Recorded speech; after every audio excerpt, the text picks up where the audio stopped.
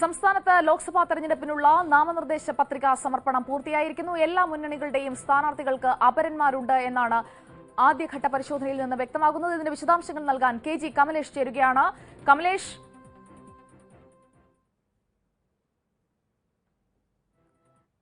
കെ.ജി. കമലേഷിലേക്ക് പോകുന്നു. കമലേഷ്, നാമനിർദ്ദേശ പത്രികാ സമർപ്പണം പൂർത്തിയായിരിക്കുന്നു. ഏതൊക്കെ പ്രമുഖ സ്ഥാനാർത്ഥികൾക്കാണ് ഇത്തവണ അപരന്മാരുള്ളത്? എന്താണ് നമുക്ക് ഏറ്റവും ഒടുവിലായി മനസ്സിലാകുന്ന വിവരങ്ങൾ?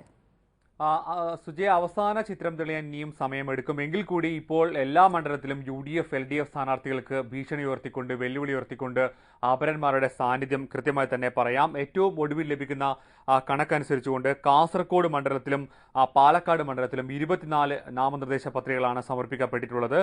പത്തനംതിട്ടയിൽ 21, തിരുവനന്തപുരത്ത് 24, വയനാട്ടിൽ 22 പത്രികകൾ സമർപ്പിക്കപ്പെട്ടു. എറണാകുളത്തും ചാലക്കുടിയിലും 23 പത്രികകളാണ് ഇതുവരെ സമർപ്പിച്ചിട്ടുള്ളത്. അന്തിമമായ കണക്കെടുപ്പ് പൂർത്തിയായി വരുന്നേയുള്ളൂ.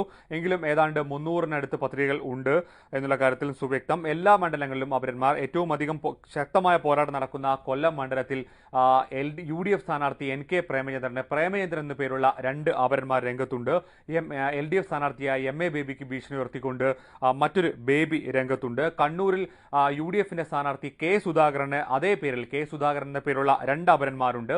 LDF സ്ഥാനാർത്ഥി PK ശ്രീമതിക്ക് ശ്രീമതി പുത്തലത്ത് എന്ന പേരിൽ മറ്റൊരു സ്വതന്ത്ര ഇന്ന് അപരയായി പത്രിക നൽകിയിട്ടുണ്ട്. പൊന്നാനിയിലെ LDF സ്വതന്ത്രൻ V അബ്ദുറഹ്മാനും 3 അബ്ദുറഹ്മാൻ എന്ന പേരിൽ അപരന്മാർ രംഗത്തുണ്ട്. അതുപോലെ തന്നെ ഇടുക്കിയിലെ LDFന്റെ സ്വതന്ത്ര സ്ഥാനാർത്ഥി ജോയ്സ് ജോർജിന് 2 അപരന്മാർ. ഇടുക്കിയിലെ LDF സ്ഥാനാർത്ഥിക്ക് ജോയ്സ് ജോർജും ജോയ്സ് വിൻസെന്റും 2 അപരന്മാർ ഉണ്ട്. ഈ രീതിയിൽ എല്ലായിടത്തും ആലത്തൂരിലെ LDF സ്ഥാനാർത്ഥി PK ബിജുവിന് 3 അപരന്മാരാണുള്ളത്. K Biju, R Biju, P Biju എന്നിങ്ങനെ 3 അപരന്മാർ പത്രിക നൽകിയിട്ടുണ്ട്. ഈ രീതിയിൽ എല്ലാ മുന്നണി സ്ഥാനാർത്ഥികൾക്കും ആയിക്കൊണ്ട് അപരന്മാരുടെ ശല്യം ഉണ്ട് എന്നുള്ള കാര്യം വ്യക്തമാണ്. തിങ്കളാഴ്ചയാണ് സൂക്ഷ്മ പരിശോധന. അതിനുശേഷം ബുധനാഴ്ച നോമിനേഷൻ പിൻവലിക്കാനുള്ള അവസാന തീയതിയാണ്. ബുധനാഴ്ച മാത്രമേ എത്ര പേർ മത്സര രംഗത്തുണ്ട് എന്നുള്ള സംബന്ധിച്ചുകൊണ്ടുള്ള അവസാനമായ ഒരു ചിത്രം തെളിയൂ. സുജയ. കെ.ജി. കമലേഷ്, തിരുവനന്തപുരത്ത് നിന്ന്. നാമനിർദ്ദേശ പത്രിക കൊടുക്കാനുള്ള അവസാന ദിവസമായ ഇന്ന് അപരന്മാരും രംഗത്തെത്തി. ആലപ്പുഴ, മാവേലിക്കര മണ്ഡലങ്ങളിലായി 4 അപരന്മാരാണ് ഇന്ന് നാമനിർദ്ദേശ പത്രിക നൽകിയത്. കോൺഗ്രസ് സ്ഥാനാർത്ഥിക്ക് ഒരു അപരൻ നൽകിയ തിരിച്ചടിയുടെ ഞെട്ടൽ കോൺഗ്രസുകാർക്ക് ഇതുവരെ മറക്കാനായിട്ടില്ല. 2004 തെരഞ്ഞെടുപ്പിൽ സാക്ഷാൽ VM സുധീരന്റെ പരാജയത്തിന് മുഖ്യ കാരണക്കാരനായ VS സുധീരനാണ് അപരന്മാരുടെ അപരനായത്. തെരഞ്ഞെടുപ്പ് 2014 എത്തുമ്പോഴേക്കും UDFകാർ അല്പം സൂക്ഷിക്കണം. KC വേണുഗോപാലിനെതിരെ അപരൻ രംഗത്ത്. സാക്ഷാൽ PC വേണുഗോപാൽ. ആലപ്പുഴ പുത്തൻവഴി സ്വദേശിയാണ് കക്ഷി.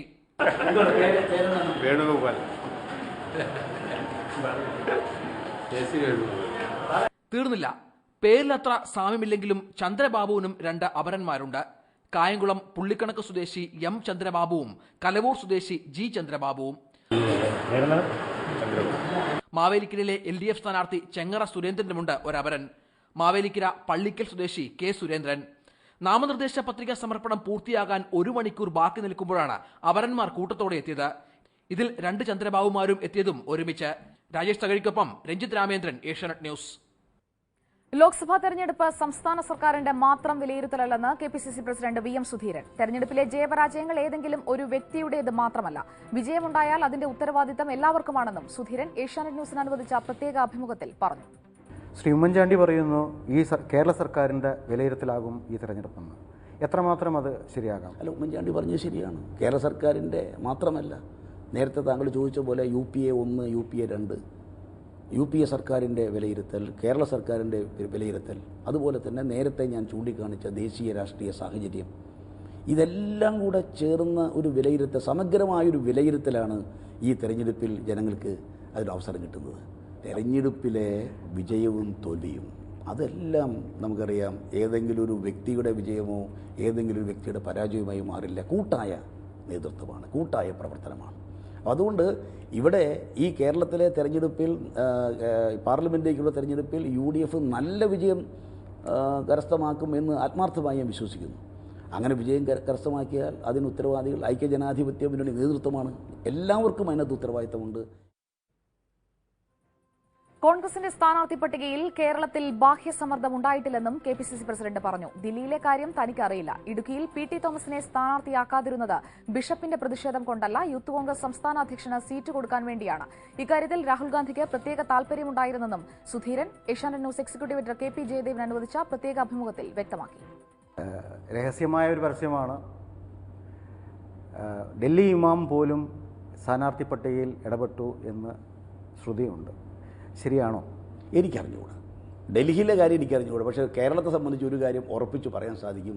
ഒരു ഭാഗ്യശക്തികളുടെയും ഇടപെടൽ ഈ തവണത്തെ സ്ഥാനാർത്ഥി പട്ടികയിൽ ഉണ്ടായിട്ടില്ല എന്ന് എനിക്ക് ഉറപ്പിച്ച് പറയാൻ സാധിക്കും. ഇടുക്കി സീറ്റിനെ സംബന്ധിച്ച തീരുമാനത്തിൽ ബാഹ്യമായ ഇടപെടൽ വന്നിട്ടില്ല എന്നുള്ളതൊരു സത്യമാണ്.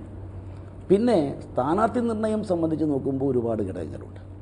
പാർട്ടിക്കകത്തുള്ള ഒപ്പീനിയനുണ്ട്. തന്നെയല്ല, ഞങ്ങളെ സംബന്ധിച്ചിടത്തോളം സംസ്ഥാന യൂത്ത് കോൺഗ്രസ് പ്രസിഡൻറ്റ് അദ്ദേഹത്തിന് സീറ്റ് കൊടുക്കുക എന്നുള്ളത് പ്രത്യേകിച്ചും രാഹുൽ ഗാന്ധിയുടെ പ്രത്യേക താല്പര്യമുള്ളൊരു വിഷയമാണ്.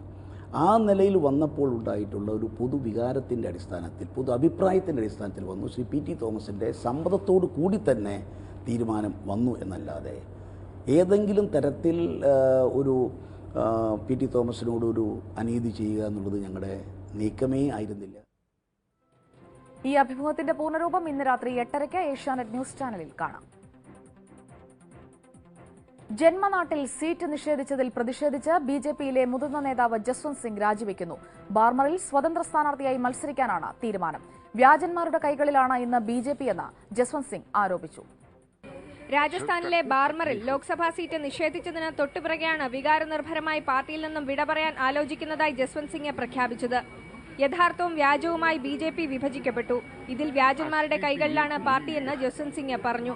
പാർട്ടിയിൽ നിന്ന് രാജിവെക്കുന്ന കാര്യത്തിൽ തീരുമാനം ഉടൻ ഉണ്ടാകുമെന്ന് അറിയിച്ച അദ്ദേഹം ബാർമർ മണ്ഡലത്തിൽ സ്വതന്ത്ര സ്ഥാനാർത്ഥിയായി മത്സരിക്കുമെന്നും സൂചന നൽകി.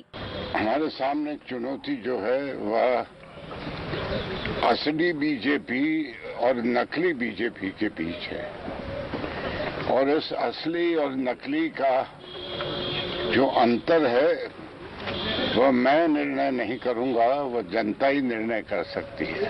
ബിജെപിയിൽ വാജ്പേയിക്കും അദ്വാനിക്കും ഒപ്പം നിൽക്കുന്ന നേതാവാണ് ജസ്വന്ത് സിംഗ്. 2009 പശ്ചിമബംഗാളിലെ ഡാർജിലിംഗിൽ നിന്നാണ് അദ്ദേഹം ലോക്സഭയിലെത്തിയത്. 2014 ബാർമർ മണ്ഡലം നൽകണമെന്ന് ജസ്വന്ത് സിംഗ് ആവശ്യപ്പെട്ടിട്ടും പാർട്ടി നൽകിയില്ല. രാജസ്ഥാൻ മുഖ്യമന്ത്രി വസുന്ധര രാജയുടെ എതിർപ്പാണ് ഇതിന് കാരണമെന്ന് ബിജെപി നേതാക്കൾ ചൂണ്ടിക്കാട്ടുന്നു. ജസ്വന്ത് സിംഗ് ആവശ്യപ്പെട്ട മണ്ഡലം കോൺഗ്രസ് വിട്ടുവന്ന സോനാറാം ചൌധരിക്കാണ് ബിജെപി നൽകിയത്. ഇതിൽ പ്രതിഷേധിച്ചാണ് ജസ്വന്ത് സിംഗ് രാജിക്കൊരുങ്ങുന്നത്. മുതിർന്ന നേതാക്കളെ ഒതുക്കി നരേന്ദ്രമോദിയുടെ ഏകപക്ഷീയമായ തീരുമാനമാണ് പാർട്ടിയിൽ നടപ്പിലാക്കുന്നതെന്ന് എൽ.കെ. അദ്വാനി, മുരളി മനോഹർ ജോഷി, സുഷമ സ്വരാജ് എന്നിവർ പരാതി ഉന്നയിച്ചു കഴിഞ്ഞു. മുതിർന്ന നേതാവ് എന്ന നിലയിൽ ജസ്വന്ത് സിംഗിനെ പാർട്ടി ആദരിക്കുന്നുവെന്നാണ് പുതിയ സംഭവ വികാസങ്ങളോട് ബിജെപി അധ്യക്ഷൻ രാജ്നാഥ് സിംഗ് പ്രതികരിച്ചത്. സ്ഥാനാർത്ഥി നിർണയവും മുതിർന്ന നേതാക്കളുടെ അതൃപ്തിയും വലിയ പൊട്ടിത്തെറിയിലേക്കാണ് ബിജെപിയെ നയിക്കുന്നത്. ഏഷ്യാനെറ്റ് ന്യൂസ്, ദില്ലി. തെരഞ്ഞെടുപ്പിന് മുന്നോടിയായി നിരവധി വാഗ്ദാനങ്ങളുമായി രാഷ്ട്രീയ പാർട്ടികൾ പ്രകടന പത്രിക പുറത്തിറക്കുകയാണ്. പ്രകടന പത്രികയിലെ വാഗ്ദാനങ്ങളുടെ കാര്യത്തിൽ മറ്റെല്ലാ പാർട്ടികളെയും കടത്തിവെട്ടിയിരിക്കുകയാണ് MDMK നേതാവ് വൈക്കോ. അധികാരത്തിലെത്തിയാൽ ഇന്ത്യയുടെ പേരു തന്നെ മാറ്റുമെന്നാണ് വൈക്കോയുടെ പ്രകടന പത്രികയിൽ പറയുന്നത്. രാജ്യത്തെ ഇന്ത്യ എന്ന് മാത്രം വിളിച്ചാൽ പോരെന്നാണ് വൈക്കോയുടെ പക്ഷം. ഇന്ത്യ എന്ന പേര് യുണൈറ്റഡ് സ്റ്റേറ്റ്സ് ഓഫ് ഇന്ത്യ എന്നാക്കി മാറ്റണമെന്നാണ് വൈക്കോ പറയുന്നത്. വെറുതെ പറയുക മാത്രമല്ല, MDMKയുടെ പ്രകടന പത്രികയിലെ ഒരു പ്രധാന വാഗ്ദാനമാണ് യുണൈറ്റഡ് സ്റ്റേറ്റ്സ് ഓഫ് ഇന്ത്യ എന്ന പേര്. ഫെഡറൽ ഭരണരീതിയാണ് നമ്മുടെ ഭരണഘടന വാഗ്ദാനം ചെയ്യുന്നത്. നാനാത്വത്തിൽ ഏകത്വമെന്നത് നമ്മുടെ അടിസ്ഥാന തത്വങ്ങളിലൊന്നും. അതുകൊണ്ട് തന്നെ യുണൈറ്റഡ് സ്റ്റേറ്റ്സ് ഓഫ് ഇന്ത്യ എന്ന പേരാണ് രാജ്യത്തിന് യോജിച്ചതെന്നാണ് വൈക്കോയുടെ വാദം. LTTയുടെ നിരോധനം നീക്കുമെന്നാണ് പ്രകടന പത്രികയിലെ മറ്റൊരു വാഗ്ദാനം. കൂടംകുളം ആണവ നിലയം അടച്ചുപൂട്ടുമെന്നും പ്രകടന പത്രികയിൽ പറയുന്നു. തമിഴ്നാട്ടിൽ NDA സഖ്യത്തിലുള്ള MDMK 7 മണ്ഡലങ്ങളിലാണ് മത്സരിക്കുന്നത്. ഏഷ്യാനെറ്റ് ന്യൂസ്, ചെന്നൈ. സഭ നിഷേധിച്ച സാഹചര്യത്തിൽ കോൺഗ്രസ് നേതൃത്വത്തിന് മുന്നിൽ ഉപാധികൾ മുന്നോട്ട് വെച്ച് വിലപേശാൻ സുരേഷ് കൽമാടി തയ്യാറെടുക്കുന്നു. തനിക്കെതിരെ പാർട്ടിയെടുത്ത സസ്പെൻഷൻ നടപടി പിൻവലിച്ച് സംഘടനാ ചുമതലകൾ നൽകണമെന്നും രാജ്യസഭാ സീറ്റ് നൽകണമെന്നുമാണ് സുരേഷ് കൽമാടി നേതൃത്വത്തോട് ആവശ്യപ്പെട്ടിരിക്കുന്നത്. കോമൺവെൽത്ത് ഗെയിംസ് അഴിമതിയുമായി ബന്ധപ്പെട്ട് സുരേഷ് കൽമാടിക്കെതിരെ കോൺഗ്രസ് നേതൃത്വം സസ്പെൻഷൻ നടപടി സ്വീകരിച്ചതാണ് വിവാദ നായകന് ലോക്സഭാ സീറ്റ് നഷ്ടപ്പെടാൻ കാരണമായത്. തനിക്ക് സീറ്റ് നൽകിയില്ലെങ്കിൽ ഭാര്യയ്ക്ക് പൂനെ സീറ്റ് നൽകണമെന്ന കൽമാടിയുടെ ആവശ്യവും കോൺഗ്രസ് നേതൃത്വം തള്ളി യൂത്ത് കോൺഗ്രസ് സംസ്ഥാന അധ്യക്ഷൻ വിശ്വജിത്തിന് സീറ്റ് നൽകി. ഇതോടെയാണ് വിമതസ്വരമുയർത്തി അവസാനത്തെ അടവ് പറ്റാൻ കൽമാടി തയ്യാറായത്. മറ്റു പാർട്ടിയിലേതെങ്കിലും ഒന്നിൽ ചേക്കേറി തെരഞ്ഞെടുപ്പിൽ മത്സരിക്കുമെന്നായിരുന്നു കൽമാടിയുടെ ആദ്യ ഭീഷണി. നിലപാട് വിശദീകരിച്ച് വാർത്താ സമ്മേളനം വിളിച്ചു ചേർക്കുകയും പാർട്ടി നേതാക്കളെ പങ്കെടുപ്പിച്ച് വിമതയോഗം ചേർന്നും പൂനെയിലെ തന്റെ കരുത്ത് സുരേഷ് കൽമാടി തെളിയിച്ചു. വിമതയോഗത്തിൽ എംഎൽഎമാർ ഉൾപ്പെടെയുള്ളവർ പങ്കെടുത്തത് കോൺഗ്രസിൽ ആശങ്ക സൃഷ്ടിച്ചിട്ടുണ്ട്. ദേശീയ തലത്തിൽ തന്നെ കോൺഗ്രസ് ഏറെ പ്രതീക്ഷ വച്ച് പുലർത്തുന്ന മഹാരാഷ്ട്രയിൽ കൽമാടിയുടെ വിമതനീക്കം ഉണ്ടാക്കിയേക്കാവുന്ന പ്രത്യാഘാതവും വലുതാണ്. ഇത് മനസ്സിലാക്കിയാണ് സംസ്ഥാനത്ത് കോൺഗ്രസ് നേതാക്കൾ അനുനയ ശ്രമങ്ങൾ തുടങ്ങിയിരിക്കുന്നത്. പാർട്ടി നേതാക്കൾ സമീപിച്ചതോടെ പ്രശ്നപരിഹാരത്തിന് 2 നിർദ്ദേശങ്ങളാണ് സുരേഷ് കൽമാടി മുന്നോട്ട് വച്ചിരിക്കുന്നത്. സസ്പെൻഷൻ പിൻവലിച്ച് സംഘടനാ ചുമതല നൽകണമെന്നും രാജ്യസഭാ സീറ്റ് നൽകണമെന്നുമാണ് ഉപാധികൾ. തന്റെ ഉപാധികളിൽ മറുപടി അറിയിക്കാൻ 2 ദിവസമാണ് സുരേഷ് കൽമാടി കോൺഗ്രസ് നേതൃത്വത്തിന് സമയം നൽകിയിരിക്കുന്നത്. കറപുരണ്ട നേതാക്കളെ മാറ്റി നിർത്തണമെന്ന് രാഹുൽ ഗാന്ധി നിലപാടെടുത്ത സാഹചര്യത്തിൽ കൽമാടി വിഷയത്തിൽ പ്രശ്നപരിഹാരം കോൺഗ്രസിന് എളുപ്പമാകില്ല. ഏഷ്യാനെറ്റ് ന്യൂസ്, മുംബൈ. നരേന്ദ്രമോദിയുടെ നേതൃത്വം രാജ്യത്തിന് അത്യാവശ്യമെന്ന് മാധ്യമപ്രവർത്തകനും കോൺഗ്രസ് മുൻ എംപിയുമായ MJ അക്ബർ. രാജ്യത്തെ മാറ്റത്തിന്റെ പാതയിലേക്ക് നയിക്കാൻ കഴിയുന്നവർക്കൊപ്പം ചേരണമെന്ന തോന്നലാണ് BJPയിലേക്ക് തന്നെ എത്തിച്ചത്. BJP അംഗത്വം സ്വീകരിച്ച ശേഷം പ്രതികരിക്കുകയായിരുന്നു അക്ബർ. BJP അധ്യക്ഷൻ രാജ്നാഥ് സിംഗാണ് അക്ബറിന് അംഗത്വം നൽകിയത്. 1989-91 കാലഘട്ടത്തിൽ കിഷൻഗഞ്ചിൽ നിന്നുള്ള കോൺഗ്രസ് എംപിയായിരുന്നു MJ അക്ബർ. മുൻ പ്രധാനമന്ത്രി രാജീവ് ഗാന്ധിയുമായി ഏറെ അടുപ്പം പുലർത്തിയിരുന്ന മാധ്യമപ്രവർത്തകൻ കൂടിയായിരുന്നു അദ്ദേഹം. ആം ആദ്മി പാർട്ടി നേതാവ് അരവിന്ദ് കെജ്രിവാളിന്റെ റോഡ് ഷോയ്ക്ക് ഫരീദാബാദിൽ കരിങ്കൊടി.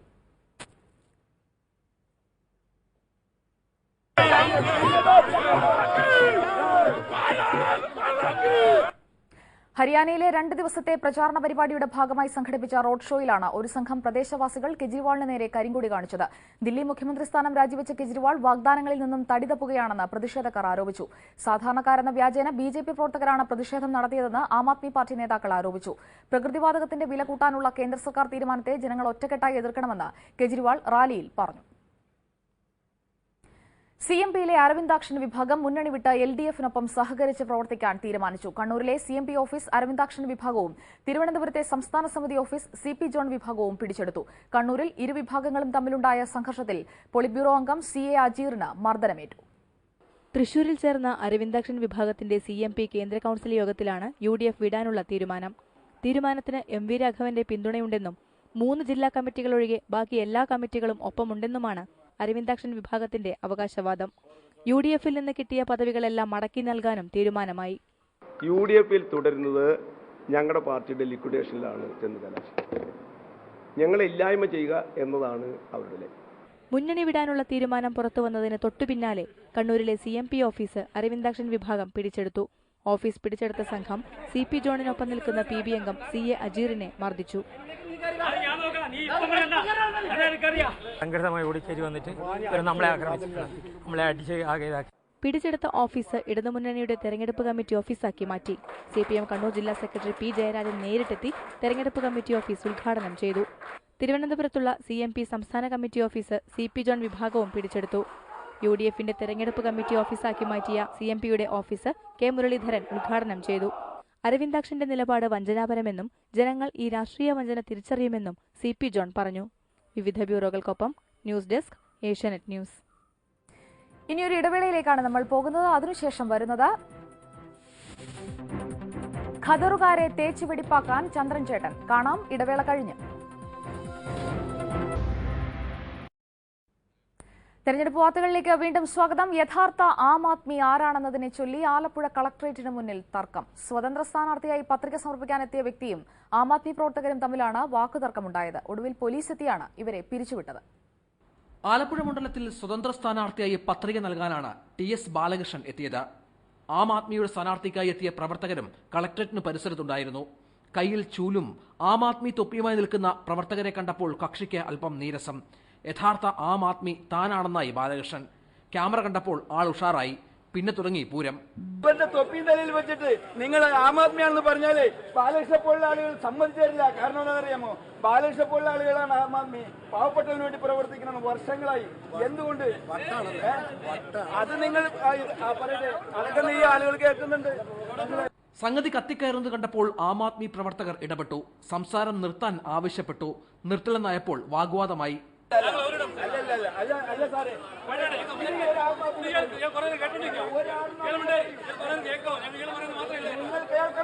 ഒടുവിൽ പോലീസ് സ്ഥലത്തെത്തി. കളക്ടറേറ്റിന് 100 മീറ്റർ പരിസരത്ത് അധിക പ്രസംഗം വേണ്ടെന്ന് പോലീസ്. ഒടുവിൽ ആം ആദ്മിക്കാരും സ്വതന്ത്രനും കളക്ടറേറ്റിന് പുറത്ത്. നോമിനേഷൻ നൽകാൻ സമയത്ത് മാത്രം അകത്ത് കയറിയാൽ മതിയെന്നും നിർദ്ദേശം. രഞ്ജിത്ത് രാമേന്ദ്രൻ, ഏഷ്യാനെറ്റ് ന്യൂസ്, ആലപ്പുഴ. തെരഞ്ഞെടുപ്പ് അടുത്തതോടെ രാഷ്ട്രീയ പ്രവർത്തകരെക്കാൾ തിരക്കുള്ള ഒരാളുണ്ട് ആലുവയിൽ. അലക്കുകാരൻ ചന്ദ്രൻ ചേട്ടൻ. ഇടുക്കിയിൽ നിന്ന് പി ടി തോമസിന്റെയും കാസർകോട്ടെ UDF സ്ഥാനാർത്ഥി ടി സിദ്ദിഖിന്റെയും ഒക്കെ ഖദർ വസ്ത്രങ്ങൾ അലക്കി തേച്ച് കൊണ്ടുപോകുന്നത് ചന്ദ്രൻ ചേട്ടന്റെ വീട്ടിൽ നിന്നാണ്. പുലർച്ചെ മുതൽ ഈ വീടിന് മുന്നിൽ ഖദറിട്ടവരുടെ തിരക്കാണ്. കണ്ടാൽ കോൺഗ്രസ് ഓഫീസാണെന്ന് തെറ്റിദ്ധരിക്കും. ഇതാണ് ആലുവയിലെ ചന്ദ്രൻ ചേട്ടന്റെ വീട്. ചന്ദ്രൻ ചേട്ടൻ അലക്കി തേച്ചു കൊടുത്ത ഖദറിട്ട് വേണം നാട്ടിൽ വോട്ട് പിടിക്കാൻ ഇറങ്ങാൻ.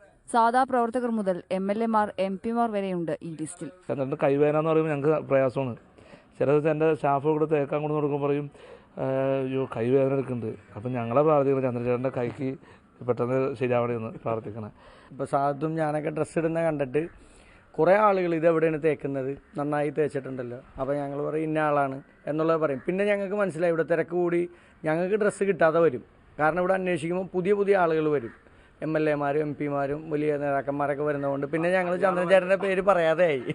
40 വർഷമായി ചന്ദ്രൻ ചേട്ടൻ ഈ പണി തുടങ്ങിയിട്ട്. കോൺഗ്രസുകാരുടെ വസ്ത്രങ്ങൾ മാത്രമേ അലക്കാറുള്ളൂ. ഖദർ കൈകാര്യം ചെയ്യുമ്പോൾ കൂടുതൽ ശ്രദ്ധ വേണം. ദിവസവും 50 മുതൽ 80 സെറ്റ് വസ്ത്രങ്ങൾ വരെ അലക്കി തേച്ചു കൊടുക്കും. തിരക്ക് ഇവിടെ ഇന്നും തിരക്കാണ്, ഒഴിവില്ല. പിന്നെ തെരഞ്ഞെടുപ്പാകുമ്പോൾ കുറച്ച് കൂടുതലാകുന്നു. നേതാക്കൾ 20-30 സെറ്റ് വസ്ത്രങ്ങളാണ് ഒറ്റയടിക്ക് അലക്കിത്തേക്കാൻ കൊണ്ടുവരുന്നത്. ലാളിത്യത്തിന്റെ പ്രതീകമായ ഖദർ അലക്കിത്തേച്ച് കയ്യിൽ കിട്ടണമെങ്കിൽ 80 രൂപയെങ്കിലും മുടക്കണം. പ്രിയ ഇളവള്ളി മഠം, ഏഷ്യാനെറ്റ് ന്യൂസ്, കൊച്ചി. കൂടുതൽ തെരഞ്ഞെടുപ്പ് വാർത്തകളിലേക്ക് വളരെ പെട്ടെന്ന് ഫാസ്റ്റ് ഫോർവേഡ്. തെരഞ്ഞെടുപ്പ് പ്രചാരണത്തിൽ മുന്നിലെത്താൻ BJPക്ക് കഴിഞ്ഞിട്ടുണ്ടെങ്കിലും പ്രവൃത്തിയിൽ മുന്നിലെത്തിയത് കോൺഗ്രസ് ആണെന്ന് ഉപാധ്യക്ഷൻ രാഹുൽ ഗാന്ധി. പ്രധാനമന്ത്രി പദത്തിലും മുഖ്യമന്ത്രി പദത്തിലും സ്ത്രീകളെത്തിയാൽ മാത്രമേ രാജ്യത്തിന് വികസനം അവകാശപ്പെടാനാകൂവെന്നും രാഹുൽ ഉത്തർപ്രദേശിലെ പ്രതാപ്ഗഡിൽ പറഞ്ഞു. LK അദ്വാനിയെ പിന്തുണച്ച് BJP കേന്ദ്ര നേതൃത്വത്തിനെതിരെ ഒളിയമ്പുമായി ശിവസേനയുടെ മുഖപത്രമായ സാമ്ന വീണ്ടും രംഗത്ത്. LK അദ്വാനി യുഗം അവസാനിച്ചിട്ടില്ലെന്നും NDA സഖ്യത്തിൽ LK അദ്വാനി ഇപ്പോഴും നിർണായകമാണെന്നും സാമ്ന മുഖപ്രസംഗത്തിൽ പറയുന്നു. ചെറിയ കാര്യമെന്നാൽ വലിയ പ്രത്യാഘാതമെന്ന തലക്കെട്ടോടെയാണ് BJPയുടെ മുതിർന്ന നേതാവ് LK അദ്വാനിക്ക് പരസ്യ പിന്തുണ നൽകിക്കൊണ്ടുള്ള സാമ്നയുടെ ഇന്നത്തെ മുഖപ്രസംഗം.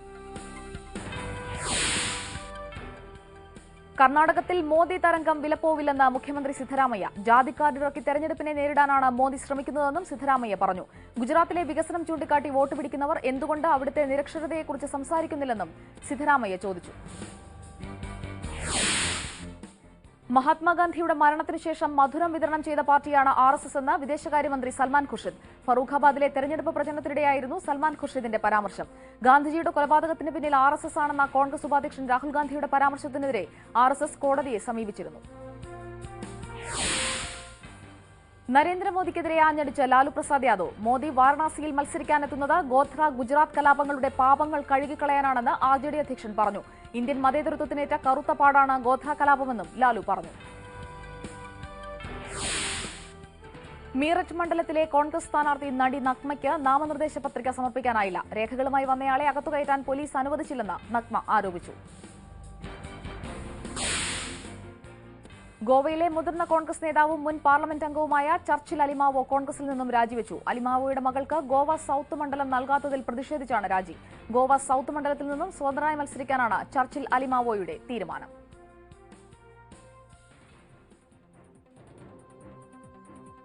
തെരഞ്ഞെടുപ്പിനെക്കുറിച്ച് പ്രശസ്തർ പറയുന്നതെന്ന് നോക്കാം. കാണാം മഷിപ്പാട്.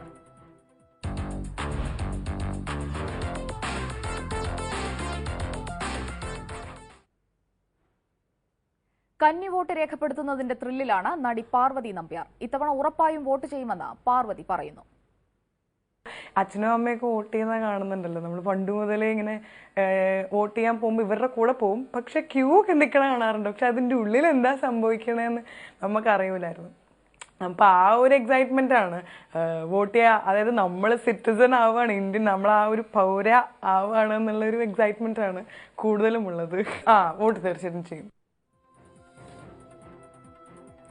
വോട്ടും പാട്ടും തമ്മിലുള്ള ബന്ധം, വോട്ടുപാട്ടിലേക്കാണ് നമ്മൾ ഇനി പോകുന്നത്. തിരുവനന്തപുരം ജില്ലയിലെ UDF സ്ഥാനാർത്ഥികൾക്കായി പാട്ടൊരുക്കുന്ന തിരക്കിലാണ് ആരഭി സ്റ്റുഡിയോ. ഇവിടെ നിന്നുള്ള ഒരു വോട്ടുപാട്ടോടെ ഇന്നത്തെ ഇലക്ഷൻ ന്യൂസ് പൂർണ്ണമാവുകയാണ്. ചെറിയൊരു ഇടവേളയ്ക്ക് ശേഷം ന്യൂസ് പ്ലസിൽ പ്രജുലയെത്തും. നമസ്കാരം.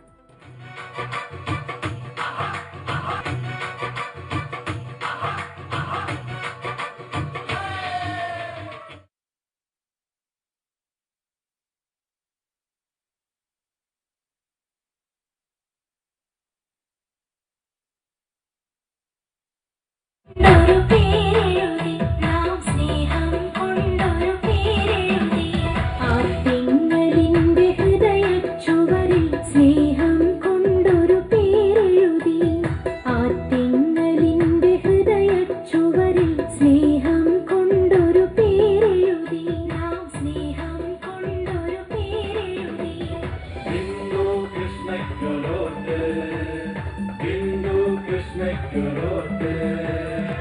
വികസന നായകൻ ശശി തരൂർ ആനന്ദപുരിയുടെ മണിമുത്ത്. വികസന നായകൻ ശശി തരൂർ ആനന്ദപുരിയുടെ മണിമുത്ത്. ആനന്ദപുരിയുടെ മണിമുത്ത്.